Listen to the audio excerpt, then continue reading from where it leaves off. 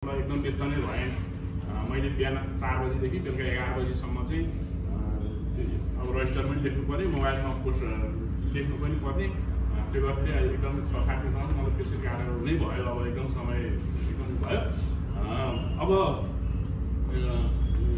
अब मैले उहाँको त्यो भिडियो हेर्छु नि, उहाँलाई फोन गरेर बहिनीलाई फोन गरेर उहाँको पारिवारिक अवस्था सबै कुरो बुझ्दै गर्दाखेरि उहाँको लास्टै एकदमै कमजोर अवस्था रहेछ अहिलेको रहेछ। अब मलाई चाहिँ के लाग्यो भने अब यो एउटा मानवीय धर्म हो। सबैभन्दा मैले एकदम हृदयदेखि नै एकदम आभारी भएर मैले धन्यवाद यो सहयोगी यहाँ जसले सहयोग गर्नुभयो उहाँहरूलाई दिनुपर्छ। किनभने मैले त एउटा पुलको मात्रै काम गरेँ हुँ होइन, उहाँ सहयोग गरेँ उहाँहरू हो। उहाँहरूलाई एकदम बुरी धन्यवाद दिनुपर्छ। मैले हृदयदेखि नै उहाँहरूप्रति म शिरहरू आएर नमन गर्दै हातबाट नमन गर्न चाहेँ। मैले एउटा पुलको मात्रै उहाँहरूको आर्थिक रकम दिएर पीडितसम्म पुर्याउने एउटा पुलको मात्रै काम गरेँ हुँ।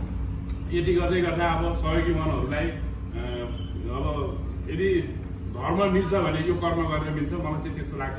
अब यहाँ हेर्दै गर्दाखेरि अब उहाँले एउटा श्रीमती पाउँदै गर्दा होइन, उहाँले बुहारी पाउँदै गर्दा, उहाँको बहिनीको मम्मी उहाँले आफ्नो छोरी पाउँदै गर्दा, अरूभन्दा पनि आज बाबुको स्कुल थियो। मैले स्कुलबाट पनि लिएर आएँ। यति मैले अहिलेसम्म देखाएको थिइनँ होइन। यतिको बाबुले, यतिको छोरोले, यतिको बच्चाले आमा पाउँदै गर्दा योभन्दा एउटा धर्म होइन, एउटा मानवीय धर्म के नै निस्क्यो होला र होइन। अब हामीसँग यो रकमले पनि बहिनीले त्यो 15 लाख रुपियाँको हाराहारीमा लाग्छ भनेर भनिसकेपछि अब मैले चाहिँ त्यति रकम यतिका दिनसम्म जोड गर्दा पनि अब त्यति रकम चाहिँ उठाउन सकिनँ, जुटिया छैन हामीसँग। अझै हामीसँग रकम पुग्दैन बिचरा। उहाँहरूको अवस्था घरपट्टि हेरे पनि त्यस्तै छ, माइतीपट्टि हेरे पनि त्यस्तै छ, पुग्दैन। जे जति गर्न सक्यौँ। अझै पनि त्यस्ता सहयोगी मन भएको हाम्रा आमा बुवा दाजुभाइ त्यसमा रहनुभएका साथीभाइहरूले अझै पनि केही सहयोग गरिदिनु भयो भने साँच्चै बहिनीले एउटा जीवन पाउँथ्यो। त्यतिको बच्चाले आमा पाउँथ्यो होइन, श्रीमानले श्रीमती पाउँथ्यो, आमाले छोरी पाउँथ्यो, सासूले बुहारी पाउँथ्यो भन्दै मैले आज अब हामीसँग सङ्कलन भएको रकम भन्छु। अनि मैले विशेष गरी यो अभियानमा मलाई एकदमै अब आर्थिक सङ्कलन सबै ठाउँमा त मैले भ्याइनँ, एकदम सहयोग गर्नुहुने एकदम उहाँहरूले पनि मलाई एकदम सहयोग गर्नुभएको छ। अब रकम जुटाउनुमा राजु मगर भाइ भइहाल्यो, अनि सुमिस ढकाल विदेशमा हुनुहुन्छ, उहाँले त्यहीँ आफ्नो साथीभाइसँग भनेर उहाँले पनि पैसा कलेक्सन गरेर मेरो एकाउन्टमा पठाइदिनु भएको थियो। वीरबहादुर खनाल, लोकबहादुर ठकुरी, ज्ञानबहादुर खनाल उहाँहरू तिनजनाले पनि उहाँहरू कार्य भएको कम्पनी ठाउँबाट चाहिँ त्यो आफ्नो साथी सर्कललाई भनेर रकम पठाइदिनु भएको थियो।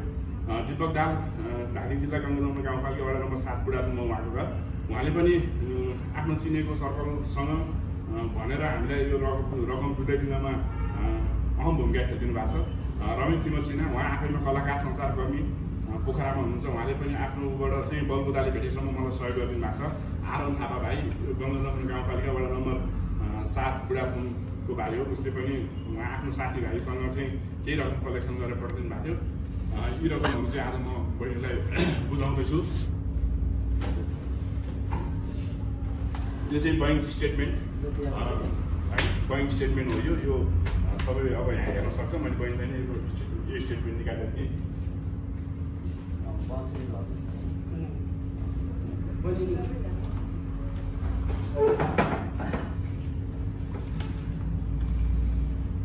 यो है 10,70,000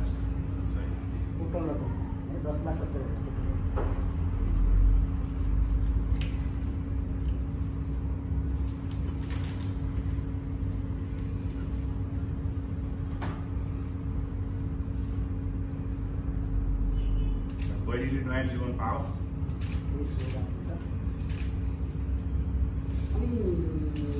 अधिकारी सर, प्रविधि अधिकारी सर, तपाईँ अहिले जसरी तपाईँको सहयोग दोकान भएको छ त्यो एकदम महान काम हो। रेलवेले मात्र यस्तो महान काम गर्छन्। तपाईँले भएको कुरा गर्नुभयो, एउटा बच्चाले आमा पायो, एउटा आमाले छोरी पायो, एउटा श्रीमानले श्रीमती पायो, एउटा सासूले बुहारी पायो भने भएको कुरा गर्नुभयो। यो भएको कुरा सँगसँगै अहिले नेपाली समाजमा एक किसिमको विकृति पनि पैदा भइरहेको अवस्था छ होइन। यस्ता कामहरू थुप्रै अब फेक रूपमा पनि गर्ने पोटअप गरेको तपाईँ हामीले देख्छौँ। के भन्न चाहनुहुन्छ यो विषयमा? तपाईँ यस्ता कामहरू गर्नेहरूलाई तपाईँले के सल्लाह के सुझाव दिन चाहनुहुन्छ? वास्तविक पीडितले नपाउने होइन, फेक बनाएर मान्छे आफू पैसा जम्मा गर्ने र धनी बन्ने अहिले मान्छे भोटबाजी पनि चलिरहेको अवस्था के भन्न चाहन्छ यो विषयमा? अब समाजमा यस्ता नाटकीय प्रपञ्च रचेर अब ठगी गिरोह नै भनौँ होइन। अब मैले व्यक्ति विशेषमा मुक्त खुलाइन। यदि त्यस्तो गर्नेहरूले गर्दा वास्तविक पीडितहरूले चाहिँ न्याय नपाएको अवस्था छ। अहिले अब नाम नलिउँ, अब विभिन्न कुराहरू भाइरल भइरहेको छ। मलाई चाहिँ के लाग्छ भने त्यसरी त्यस्ता मान्छेहरू नआइले अब त्यो कुराहरू चाहिँ अब यो मेडिकल्ली यो झन् छ नि बहिनीको अहिले जुन जाँच चेक गरिरहेको यो बहिनीको अवस्था होइन, यस्ता मान्छेहरू चाहिँ अब त्यस्ता तत्त्वहरूले गर्दाखेरि चाहिँ अलिक पछाडि पर्नु पऱ्यो। पीडित साँच्चै झनै पीडित हुने भयो। त्यो भएर त्यस्तो नगरिदिनु होला, गर्नु हुँदैन। एउटा एक बार जिन्दगीमा सके सबैले राम्रो गर्ने, नसके कसैले नराम्रो चाहिँ नगरौँ भन्न चाहन्छु। बहिनीलाई अब यही नै हो।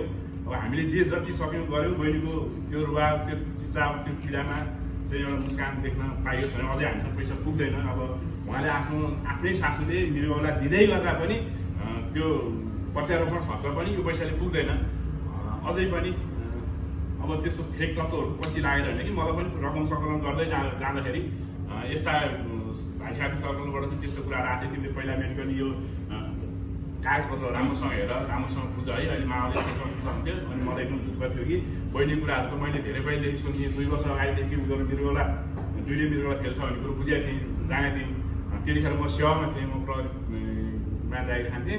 अहिले 20 वर्ष 1 महिनाको निवृत्तपछि चाहिँ मैले माघ 11 गते राजीनामा मेरो स्वीकृत भयो। फागुनको 11 गतेबाट मैले अभियान सुरु गरेँ।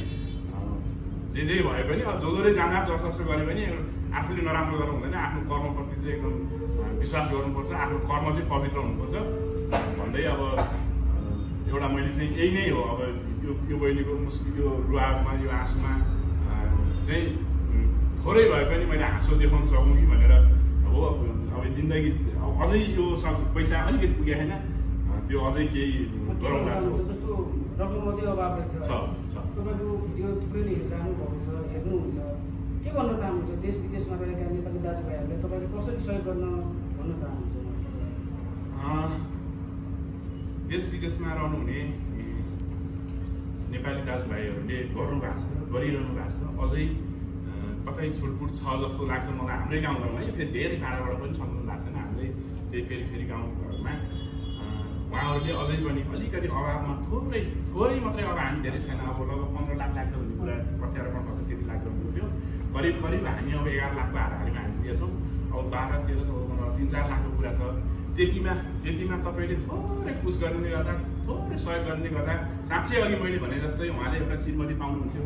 त्यो बाबु उठाउँदा यताउता होइन, यतिको बाबुले चाहिँ आमा पाउँथ्यो होइन। त्यो भएर तपाईँले अलिकति सहयोग गरिदिँदै गर्दा थोरै एक छाक मासु नखाइदिएर होइन, एउटा कपडा रहेको कपडा एउटा नलागिँदै गर्दाखेरि यो परिवारमा खुसी आउँछ। यो बाबुले आमा पाउँछ, उहाँले श्रीमती पाउँछ, उहाँले छोरी पाउँछ, उहाँले बुहारी पाउनुहुन्छ। त्यही भन्दै थोरै सहयोग अझै पनि केही साथीहरूले अलिकति पुस गर्नु होला। अब बहिनीकै क्युआर बहिनीकै एकाउन्ट नम्बर म मेरो फेसबुकबाट चाहिँ गर्छु। अब मेरोमा आउनु परेन कि अब डाइरेक्ट बहिनीकोमा चाहिँ गइदिएर सहयोग गरिदिनु होला भन्दै